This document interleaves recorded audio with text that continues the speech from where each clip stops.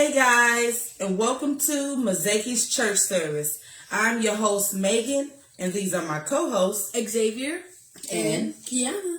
And today we have a special guest with us. We have Tamar, and this is my nephew. All right. So today we're talking about the book of OBadiah. Okay, the book of Obadiah is the shortest book of the Old Testament. It represents poems of divine judgment against ancient Edom. Now, the people of Edom were unique because they have a shared ancestry with the Israelites. They both belong to the family of Abraham.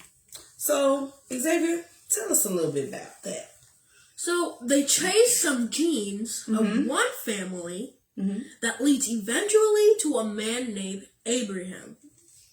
God calls Abraham to the land of Canaan, which God says will become his one day. And in that land, God promises to make Abraham into a great nation, to make his name great and to bless him. Amen to that. Amen. All right. So Abraham gets a wife named Sarah, who has a son named Isaac, who gets a wife named Rebecca, who ends up having twins named Jacob and Esau. Now, I know that seemed like a tongue twister, but so this is the story about Jacob and Esau. So let us know a little bit about that. Kiana, can you tell us an event that happened with this story? We're gonna take it way back, okay? Let's start from the beginning. So Jacob and Esau was fighting in their mother's womb. Wow. So they're already fighting. They're in their mother's stomach, haven't even came out yet, and they're already fighting. So at this point, God already knew that there were going to be battles amongst the nations, okay? So Xavier, do you have an example for us? Yes. I remember that in the book, Esau came out first, and Jacob was holding on to Esau's heel. Wow, that is correct. Then that is true. Jacob came out second. Esau came out first, and Jacob was holding on to Esau's heel. That means you will be first, but I am on your heel. And therefore, I will become first one day too. So that's what we got out of that. Okay? So pay attention, and you will find that all of these books and all of this information is related to things that we already know that's happening in the world today. Okay? All right. So, Xavier, tell us another event. Esau was a hunter, and Jacob was a housemate who usually helped his mother with the daily chores. And Esau was favored by his father. Exactly my point on what I just said, relating things to what's happening now. You may have twins or know somebody who has twins or brothers and sisters who are very close, but also have different personalities. Now, one is a hunter, goes out there, loves to hunt, loves to get dirty, who's hairy, who's muscular, who's, smelly in this instance, but loves to get their hands dirty. While you have Jacob in the house. He's a housemate, a helpmate. He helps his mother do daily chores. And he's a mama's boy, if you will. And he wants to make sure that she's happy. But with this being said, because of the muscular build and the go-getter spirit, Esau is more favored by the father. Okay? So, if you will, Kiana, please tell us the last little facts. So, the mother tricked the father into giving Jacob Esau's birthright. Wow, and that is true. Because the mother loved Jacob so much, she knew that he had no chance against Esau getting, the birthright. He knew and she knew that Esau was not going to do right with this. He's just going to go about his day, do his own thing. But Jacob truly loved and cared. Even though he didn't do the physical things, the mental and emotional, really bonding with his mama really got to her. And she said, you know what? I'm going to make a plan. We're going to plan to get that birthright. Even though he came out first and it's supposed to go to the firstborn son, we're going to get that birthright. And so what she did was she made his hands and his arms hairy, because the father at this time was going blind. And she said, okay, here's Esau, which it really was Jacob. So he felt him and smelt him, and he really thought that it was his son Esau. So he blessed him with this birthright. And the mother and Jacob went on about their business. Now they got the birthright. The father done blessed them. About time he found out that this was a trick, he could not take it back. Sometimes in life, you guys, we find out things at the last minute. I shoulda, coulda, wouldas. I wish I wouldn't have did this. I wish I could take it all back. Sometimes things are out of your hands. Sometimes you're tricked. But the best thing you can do in that moment is just pray about it, because God also said, those who are last shall become first, okay? So read deeper into the Bible so you can understand that quote, okay? All right. So tell me, Xavier, what do you have in conclusion? So in conclusion, Jacob became Israel, and Esau became Edom. God gave them new names, huh? Okay. Yeah. They both went their separate ways. Later, both had wives and had families of their own that both had several generations. Wow. That is amazing, you guys. When you think about Esau and Jacob, what I have realized is that one is way different from the other.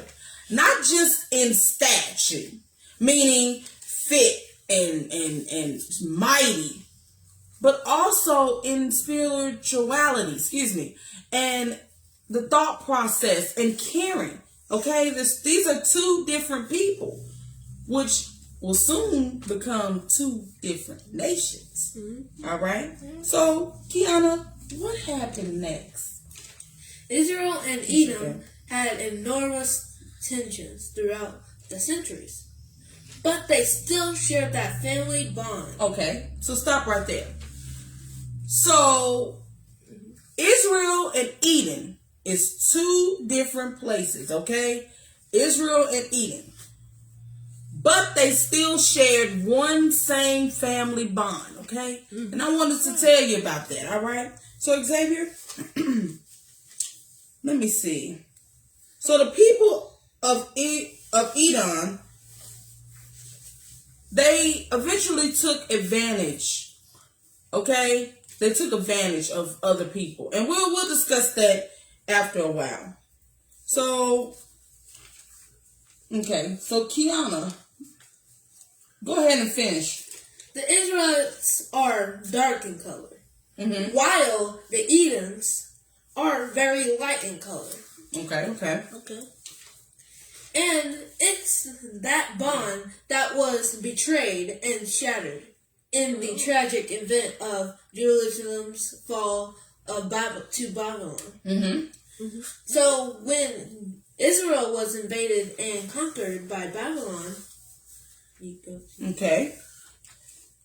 So the people of Edom took advantage by plundering other Israelites' cities and then capturing and even killing Israelite fugitives. So what I want to say about that, you guys, is how would you feel if somebody come to your place where you worship, where you live, where you raise your kids, where you eat, where you survive at, and just start taking everything that you have? I mean, just knocking everything over in no regards to you, okay, or your family. That is just wrong in itself.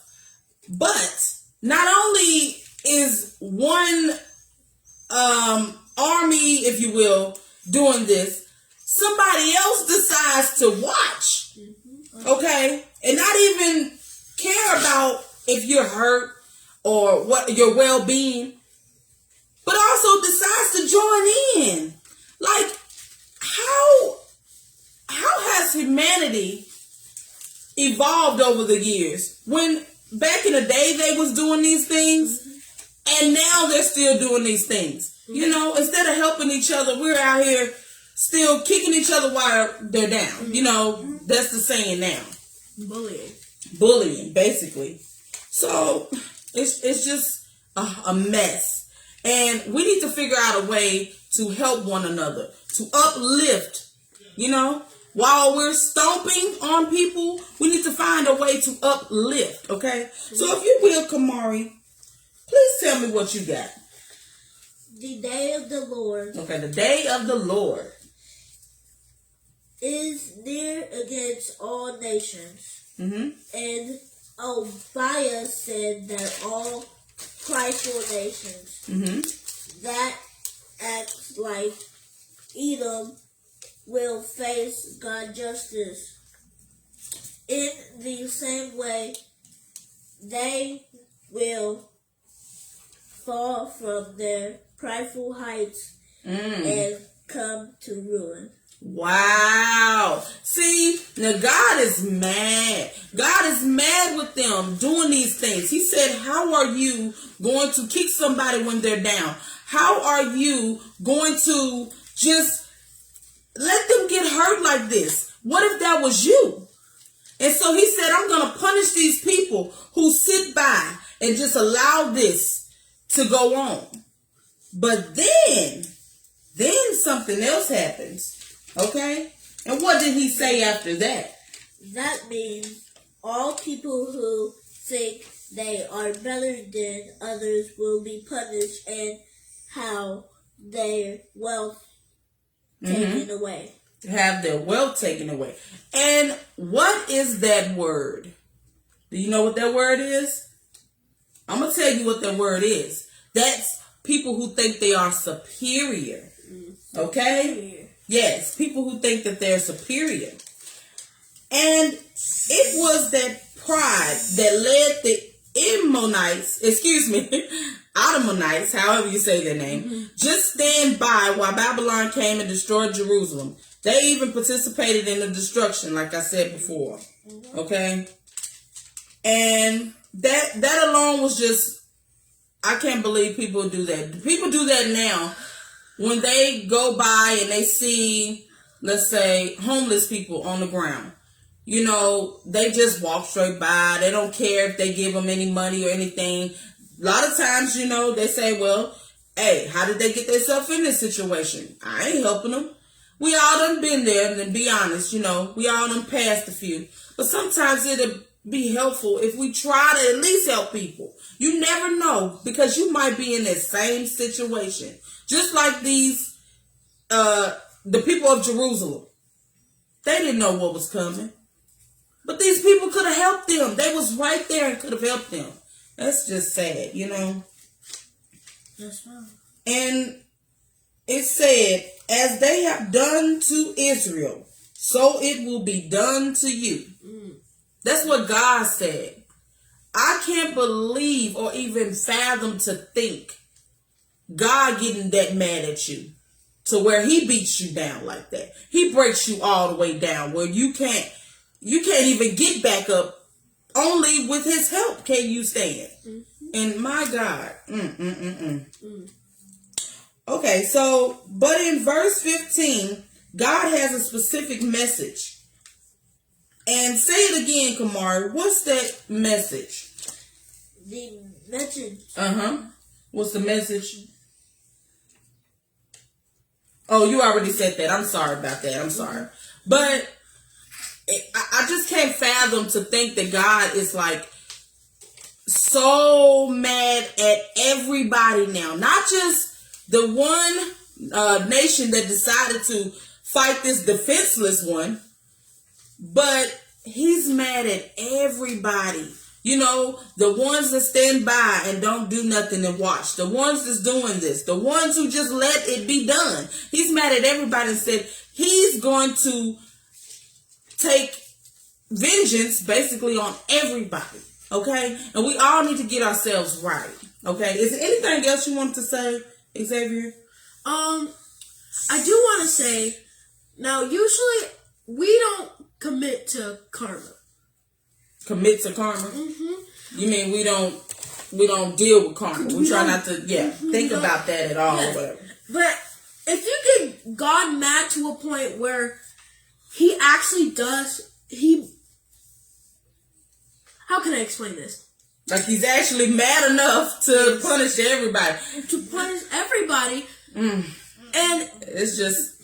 What I'm trying to say is, he's mad enough to, since you've done this to this guy, you're going to get it back to you. If he's mad enough to do that, then you... Yeah, you messed up. Yeah, I get what you're saying. Like, wow.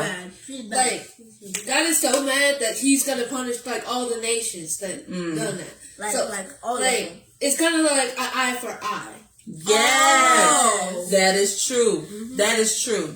You know, with this book, like we already said, it is the shortest book in the Bible, but one of the most powerful books. And let me break that down to you why. Let's go back to when we said Esau and Jacob were born, okay?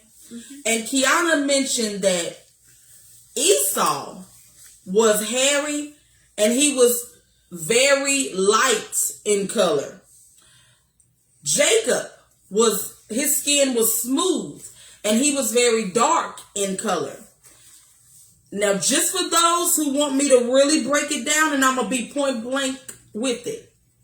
Jacob was black. Esau was white.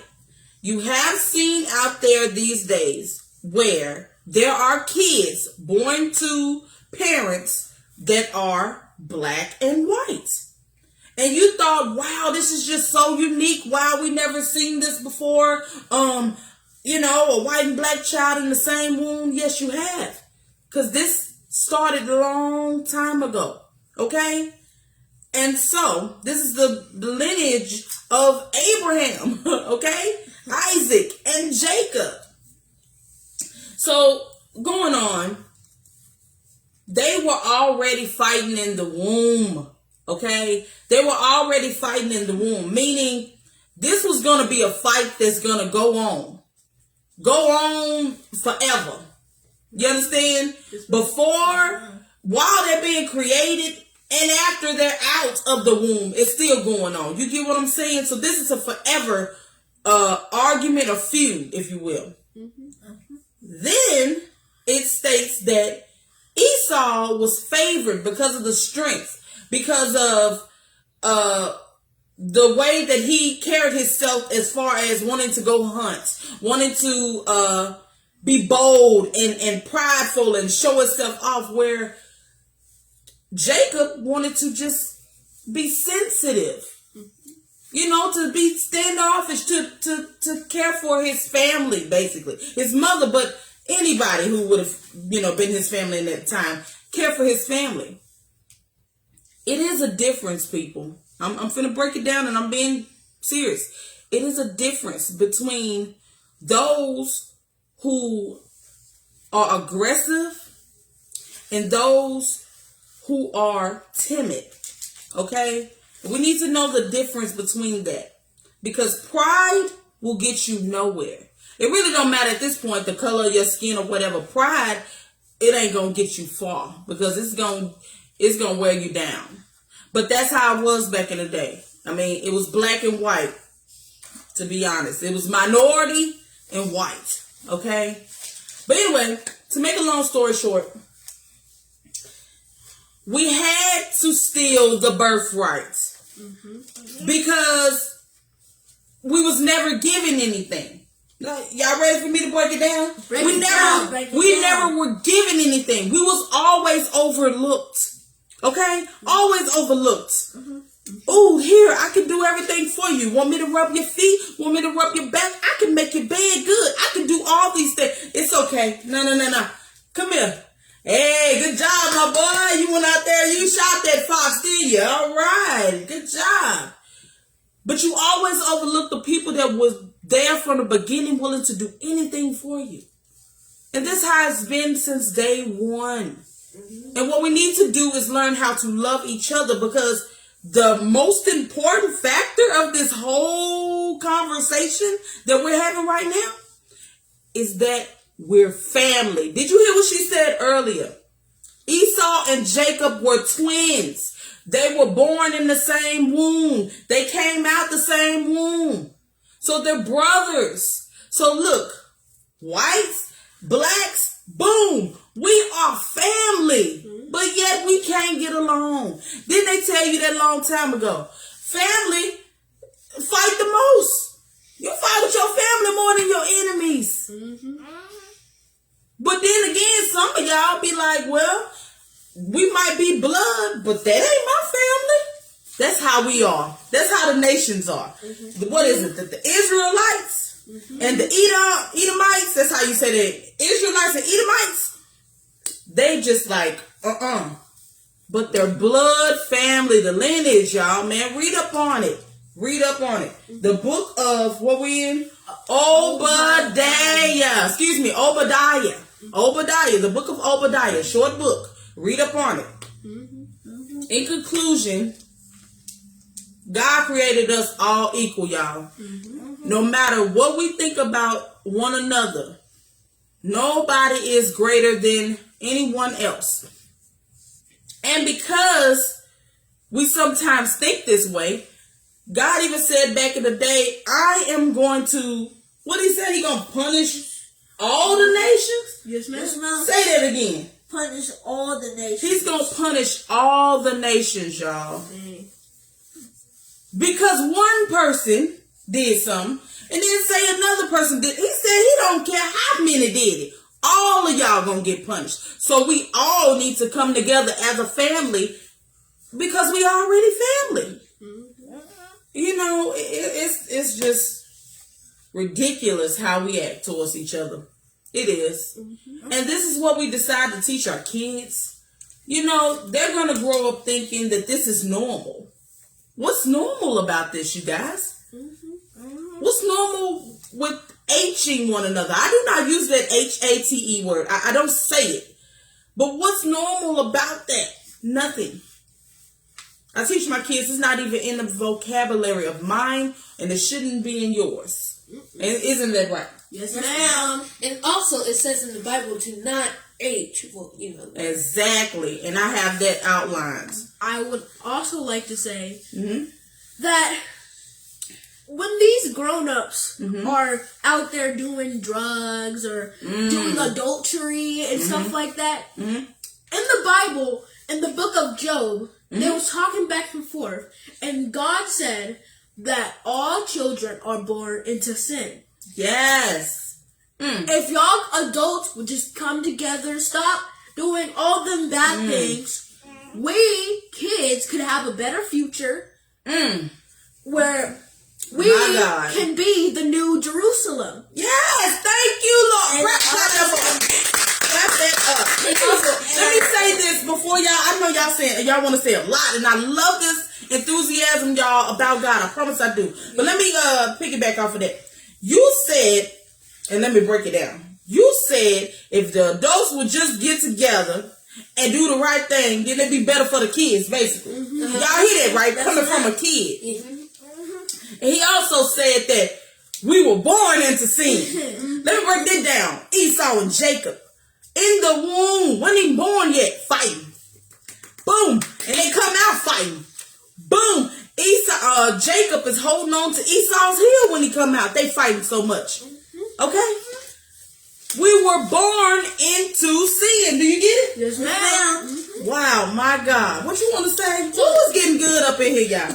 Like our cousin over here. Like he would be watching us like fighting each other, and he's gonna be like, "Oh, it's okay to fight people." Right. And then you need to teach your kids not to fight people, because it's gonna get harder for them to learn to not fight people. Right, because they're used to it. Right. If you teach your kids to fight now, just to be aggressive and mean all the time, then they're not going to know when it's really time for the true fight. Not physical, but spiritual. If you're going to teach them to fight, how about you teach them to fight with this? Because but mentally. You hear me? Why don't y'all teach them to fight with the word of the Lord? Because that is the only thing that's going to keep you in this world safe. And in God's arms, nobody got a chance, honey. No matter what they do, no matter what they say, no matter what they said, it doesn't matter, because God said, no weapon formed against you shall prosper. And I believe that. And what you was going to say, Kamari? Go ahead. I was going to say that little children that's like very, very young, that never should fight, like at a little age. Because people like the same height and the same age, parents would not like that. They wouldn't like that. They don't want you fighting. Even when you're little, even when you're like brothers and sisters that's small, or even if you're the same age and y'all play fighting, stuff like that can lead to that H word on down the line. That is true. Because all of a sudden you see Susie over there with a doll that you want. And you grow up wanting that doll and you never get it. Guess what? You're going to grow up being resentful of little Susie. And it ain't little Susie's fault that she got the doll.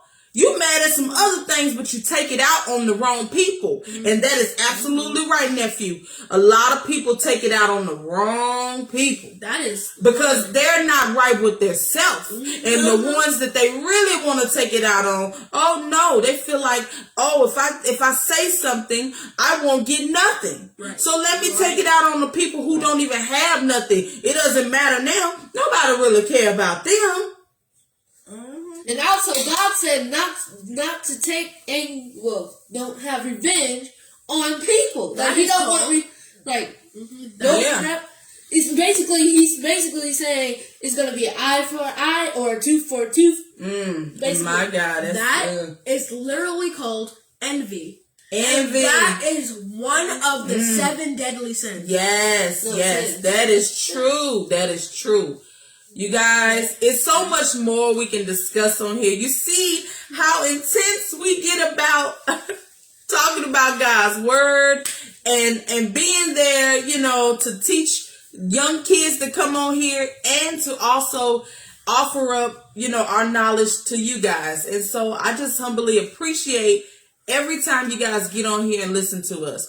And anytime you want to, find out what Bible scripture we're coming from or anything like that, please leave a comment below or go to our Facebook page and leave a comment, our YouTube, and that's Mezake Church Service on YouTube. Feel free to join us and we will reply to all your messages, okay, in a timely manner. So again, thank you guys for watching. We really appreciate it. So before we leave, we're going to give you the rundown of our daily schedules, okay? Well, our weekly schedule. So on Monday, we have Big History News. That comes on at 8 p.m. Standard Time, right? Yeah, Central Time. For those who are in different locations, all right? So Tuesday, we're going to have Taco Twin Tuesday! Taco Twin Tuesday!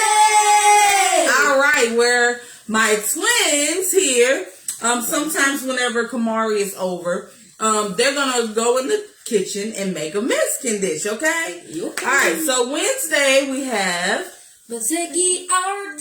Mezake art, where Kiana's going to teach you guys how to draw. It could be all type of things. Figures of, people, objects, buildings, whatever, you name it. If you can leave suggestions in the comments below, we will start drawing those things. And it'll be mainly her, but I'm trying to learn how to draw too. So Yeah. as I said, we, Yeah. Also, on Thursdays, you guys, I'm up here thinking that we should come up with some other type of opening for our business. And I was thinking, well, I have Mezake oils, my hair oil, so we might incorporate that. If we do not do something on Monday, we would have Big History News on Thursdays, okay? So, of course, we have Friday, which is Lay It Out, okay? Which is my talk show. All right, you guys are going to see more of that.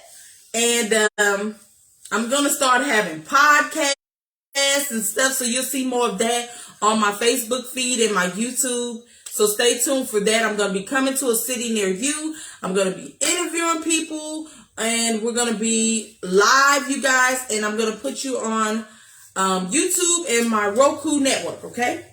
And Saturdays we have what I should have said was comedy skits. You guys, it is getting so hilarious with these comedy skits. And what y'all will know is Friend is a hot mess, ain't she? Yeah. All right. So just look at them and you'll start seeing what I mean. And last but not least, Sundays, where we have Mezake church service. Woohoo! So, thank you guys for watching. Until next time, God bless. Bye.